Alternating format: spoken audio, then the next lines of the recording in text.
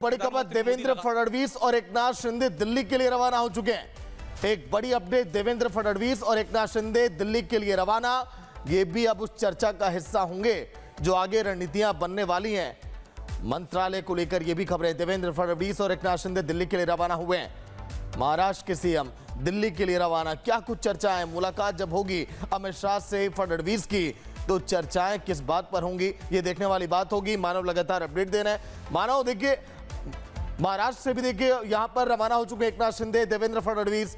मुलाकात होगी देश के गृह मंत्री अमित शाह से, वो भी इस चर्चा का हिस्सा हो सकते हैं जो बातें हम कर रहे हैं। मानव,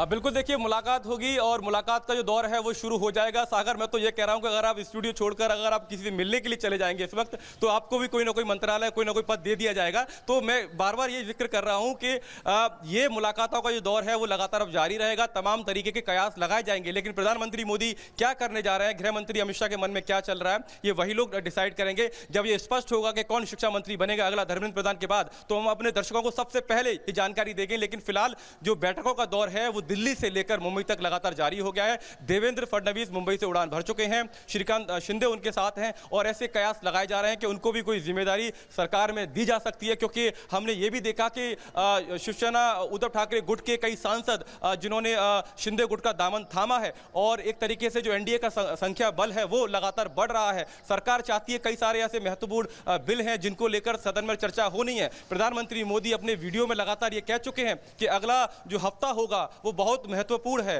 पूरे देश के लिए, देश की शिक्षा नीति के लिए। कई सारे अहम बिल वहां पर आने हैं। इनकम टैक्स से जुड़ा हुआ बिल हो, चाहे सुप्रीम कोर्ट के जजों की संख्या को बढ़ाने से जुड़ा हुआ बिल हो, वंदे मातरम से जुड़ा हुआ बिल माफ कीजिएगा पहले ही टेबल हो चुका है। तो कई बिल हैं, अहम बिल हैं।